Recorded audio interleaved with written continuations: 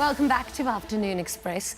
Now, after surviving domestic violence and spending years researching the link between childhood trauma and bullying, Claudia Roodt started a private practice that focuses on assisting people in healing from trauma, abuse and any other issues which block the way to a healthy life.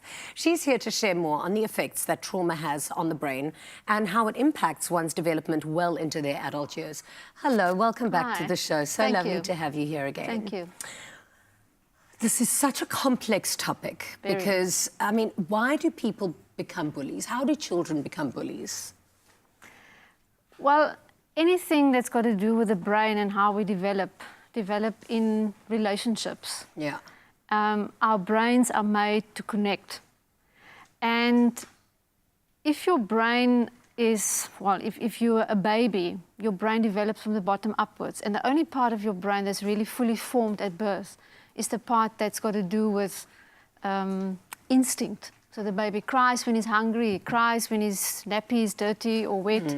The rest of your brain develop in your relationships and connection with other people. Wow, that's so interesting. So if your brain is then exposed to violence or neglect or needs are not met, your brain goes into a survival state.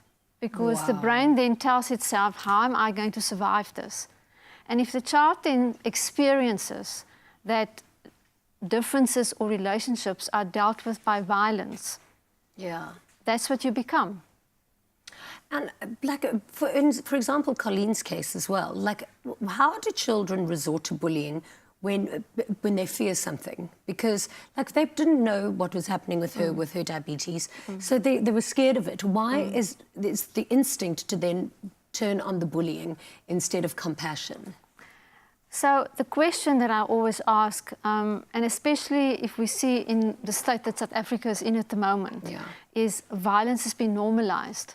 Because what is parents' first reaction, for instance, at home, if my child comes home and say, children have mocked me, they've bullied me, my eldest daughter... I'm going to cup that kid, that's what parents do. My eldest daughter was bullied because she was born with a cleft lip and palate.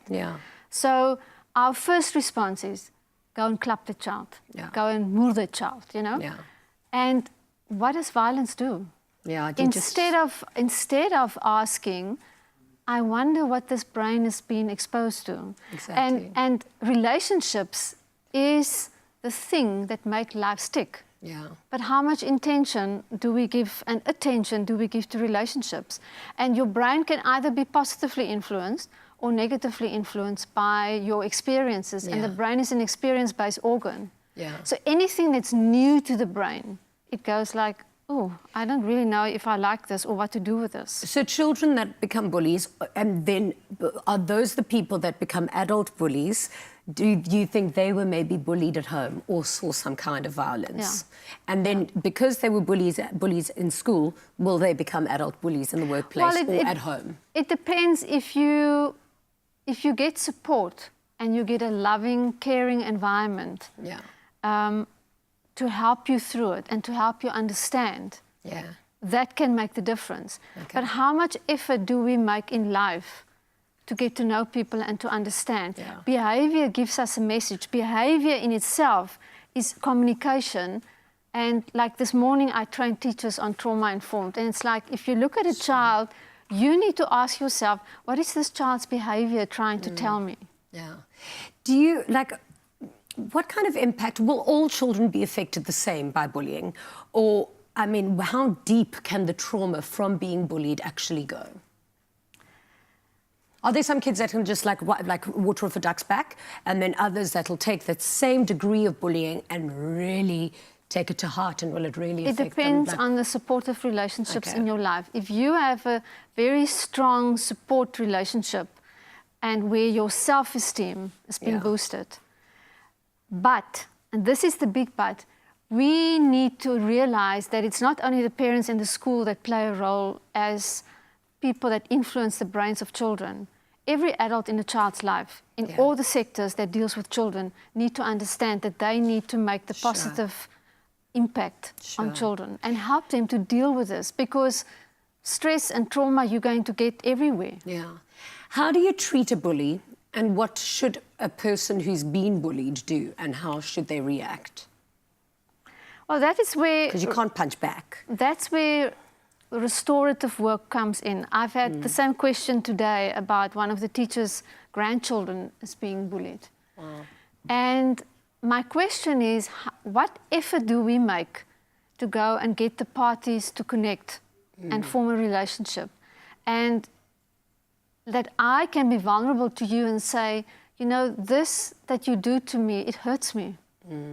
I don't like this, because it's not the event itself that causes the trauma. It's the residue that stays in your nervous system afterwards and how it makes you feel. Yeah. And then similar events, or events that doesn't even have anything to do with violence or bullying afterwards, has the similar effect on you. Sure. The brain then can't distinguish between a real threat and a perceived threat. Why do kids, or most kids, not report when they're being bullied?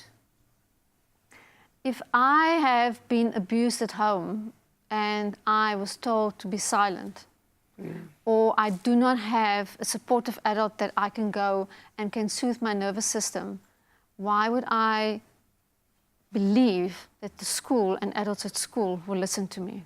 Wow. Our first relationships set the blueprint in our brain of how we look at the rest of the world. Yeah. What about in the workplace? Do you think people that are bullies in the workplace, and do you think that bullies in general know that they are bullies?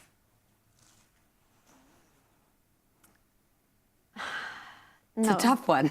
It is a tough one, because I think that sometimes there's such a notion in the world that, you know, it's okay to take revenge. Yeah. It's okay to lash out. Yeah. But we need to become aware that each one, as Maveen said earlier, each one of us has got a story. I don't know your story. So what if I say something, but inadvertently I actually re-traumatize you? Yeah, and it's a trigger. Yeah. Sure. Yeah. I mean, often you get people that say, I cannot work with that manager because all they do is they bully me. Yeah. And I can reassure you now that if I, as a trauma therapist, go and sit with that person, they have had such a lot of trauma in their life, in relationships, and that they've never dealt with. And it becomes a survival mechanism. Yeah, People agree. don't realize that we all, so for instance, just a short example, if I grew up in a home, or a child grows up in a home where they don't have a voice and no one listens to them, their survival behavior is, I need to be quiet, not to rock the boat here. Yeah. So then they allow everything in life to happen to them, and they don't never heard. exercise a choice. Yeah. Oh, thank you so much. I think you've given us such amazing, empowering information today, but you're going to stay with us. We're going to be chatting to you a little bit later Thank as you. well.